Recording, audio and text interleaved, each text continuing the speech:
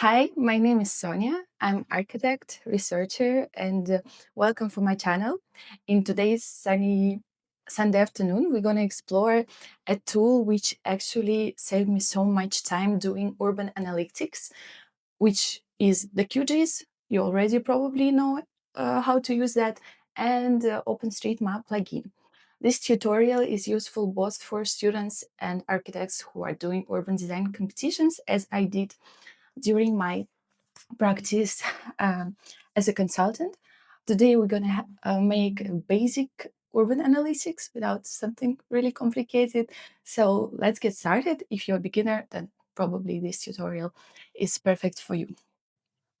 Let's open QGIS and start with installing all the plugins we need. We're going to use today two plugins, which is the OpenStreetMap and Next.js, which I'm going to show. First, head to the plugins menu and then see that all the plugins are available. Today, as I already said, we're going to install two of them here. Take your time installing them, pause the video. We have them both sticked. So let's jump into the project. In the right column window, we're going to use the first plugin, which is Next.js. If you don't see here Google Maps yet, then just type for Google Maps in the search bar. I have Google Maps already added. It will be just a background map, which would simplify our further analysis. Let's head into our project area. Choose any, but today our site would be Berlin. I've been there once and I like the city, so why not choosing that for our tutorial? Zoom into the area you need. Pick one. What's important here that you define the area for your analytics, and then you don't move your frame or your cursor to any other area, because then the area of your analysis would change and then that would mess up everything.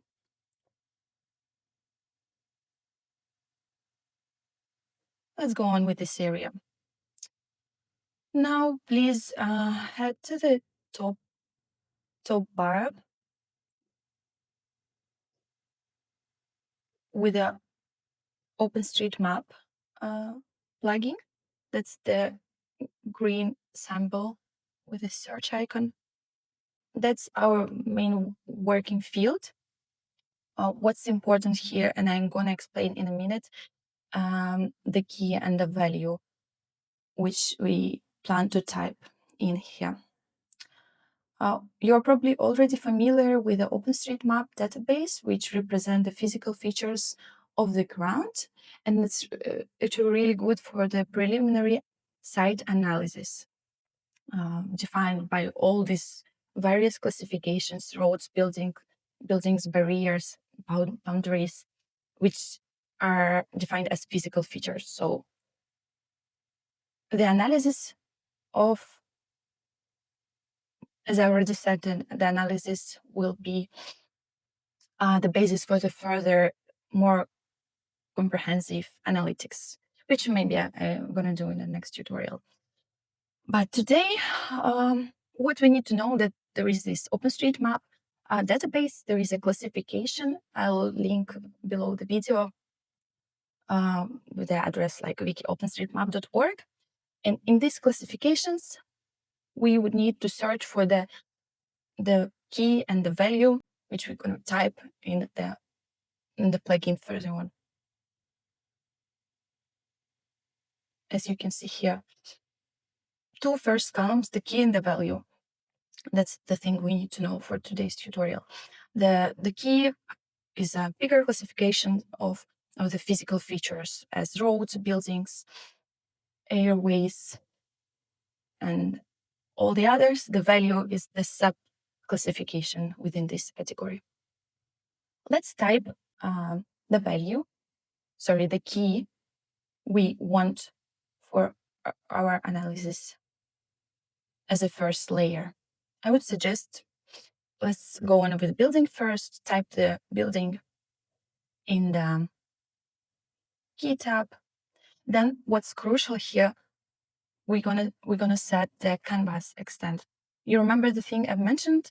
We have set our map in a defined scale and dimension, and that canvas extension will be our boundary of the analysis. We're gonna run a query, and then magically we see the first layer of our analysis, which are the buildings. So instead of drawing it like ours in Illustrator, we already here see the buildings here.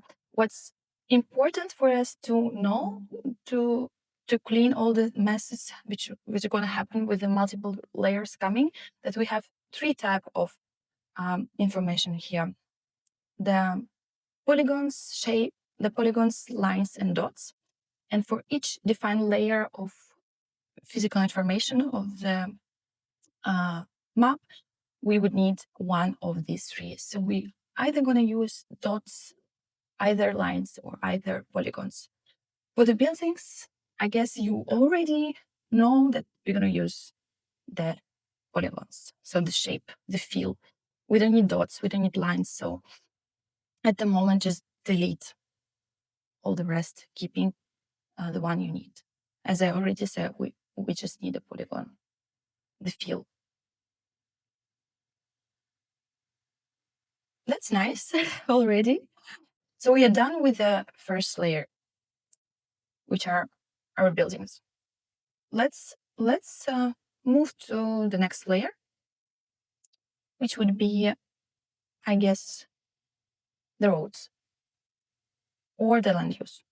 I would probably search for the land use first, as we just started with polygons. So let's just type the key here.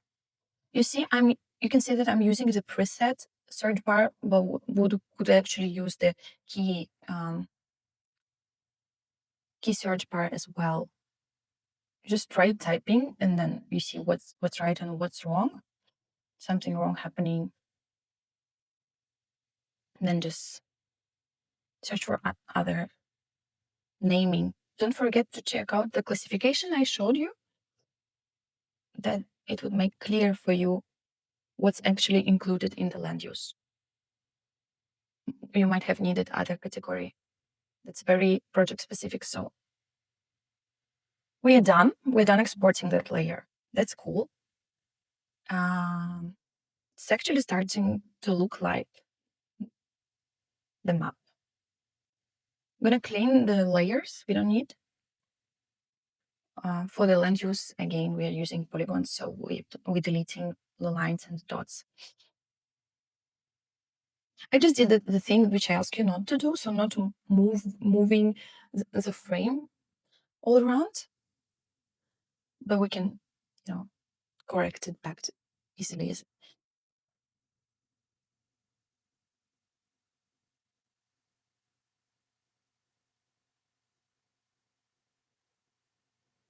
As you see, the land use layer is quite a wide category, so we definitely need to subdivide it for our functioning zoning analytics. In the values here, value column here, you can search for the categories you need, or you can just scroll this menu of the values already exported and imported into our project. As you can see, all the values appeared in different count, in different colors, and magically our map started to be colorful and nice. Definitely we would need this zoning for our project design. We're gonna play with the colors later on.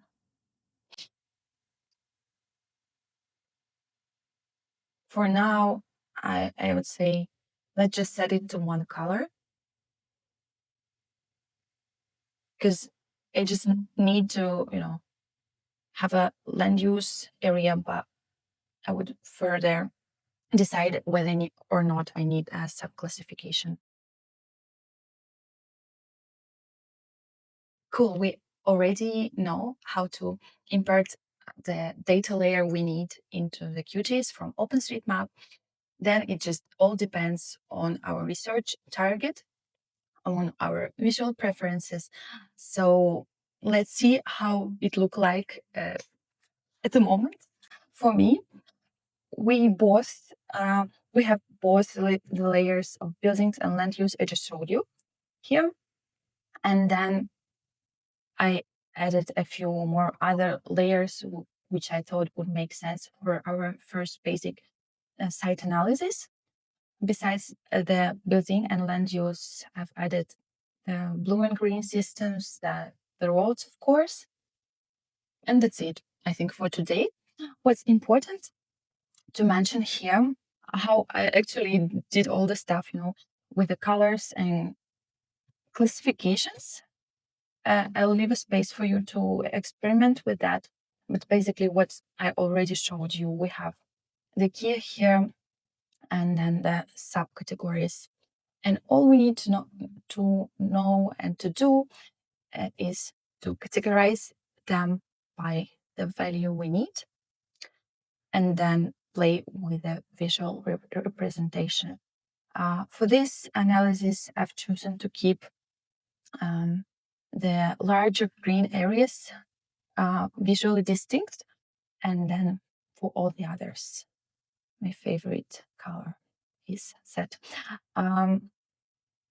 That's the final result, but for your own site analysis, you might have other other areas highlighted.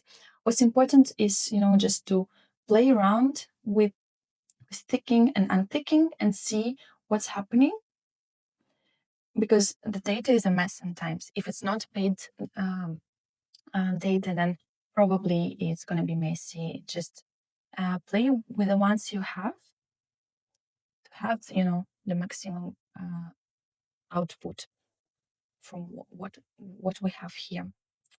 Then for the roads, let me see. Yeah, for the natural elements, I kept water element as it is, as we have a larger park with the water elements and the two channels that would be highlighted, would need be highlighted definitely in your site plan if you also have water elements. But the things like grassland, this all tiny these things might be actually also be highlighted in gray, but that's a matter of how much time you have for your site analysis. And then the highways, without them, actually looks nicer, but because the land use boundaries makes the road outline. We could keep the highway. We could keep the highway and play visually with with the width, with the colors of the line we have. I kept it with this light gray color. The same thing we did with the water element. Just choose the color you need, play with the graphical style, all the things you already probably know. That's the workflow. I hope that was useful. But let's summarize what we actually did real quick. We installed plugins here. Two of these ones, right side, left side. We can change the layout as well. The Google Maps is useful in the beginning. Another thing I haven't mentioned yet, what you need to know and you must recheck here is the coordinate system and the UTM zone.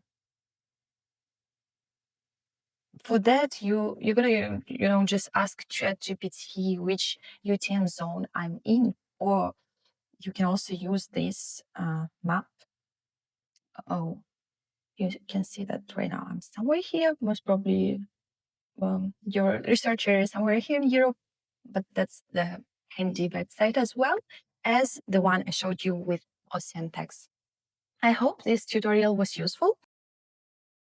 And finally, what you need to do is to save your project, of course, which you know how to do, I'm sure. Then we also need to save each layer one by one. Tap right click and then go for the export feature as.